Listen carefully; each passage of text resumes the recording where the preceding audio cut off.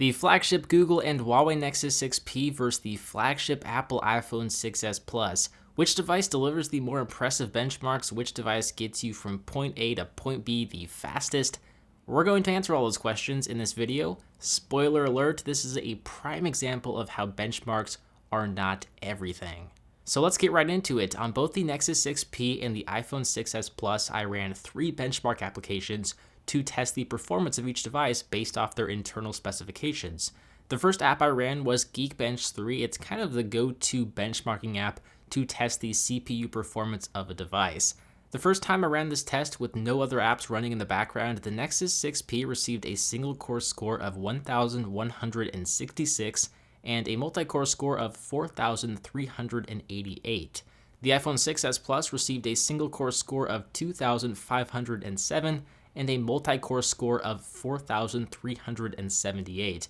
But I decided this wasn't good enough. I wanted to run the test a second time to see if these numbers were accurate and if they differed much at all.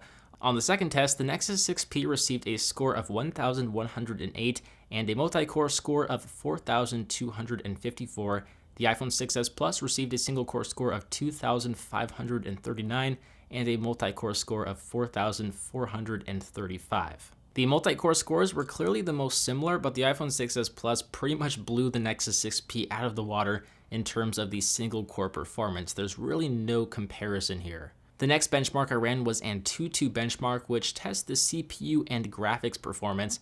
The Nexus 6P received a score of 49,716, while the iPhone 6s Plus received a score of about 59,133, which is nearly 10,000 points more than the Nexus 6P. The very last benchmark I ran was 3D Mark, the best benchmarking app to test the GPU in my opinion. The Nexus 6P took a hot minute to finish the test, but it received a score of 23,510, while the iPhone 6s Plus received a score of 28,245. Not a huge difference here, but once again, the iPhone 6s Plus outscored the Nexus 6P. Now, I'm just going to say this, if you're an Android fan, don't leave just yet. You might like the next real-world test I performed. So in this test, what I did was I opened up the stopwatch app on each device, I started the stopwatch, and immediately began opening a series of applications. I'd wait for the content to load before I would open up the next app until I finished, where I would reopen the clock app and stop the stopwatch to see the time. The apps I used were the clock app on each device, YouTube, Twitter, Instagram, Facebook, Google+, Photos, the calculator on each device, Spotify, Calendar, or Google Calendar specifically, the Play Store or the App Store, the phone app, Messenger app, Chrome or Safari, and the camera app. So overall, I was really impressed with just how well the Nexus 6P did in this test. After using this device on a daily basis, I knew it was fast, but after looking at the benchmark scores, I wasn't expecting it to beat the iPhone 6s Plus. As you can see here though, it finished opening up all of those apps in just over 40 seconds. You obviously have to add in some room for error because my testing is certainly not perfect.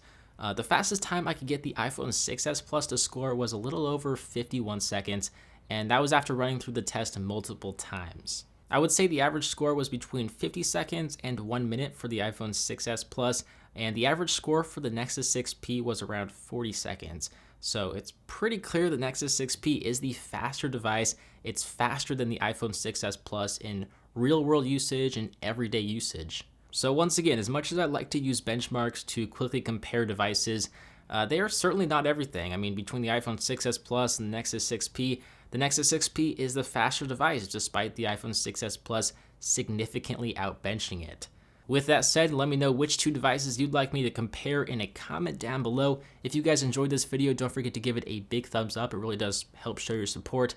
As always, I'm BoHD from PhoneDog.com. I hope you enjoyed this video. Thank you for watching, and I will see you in the next one.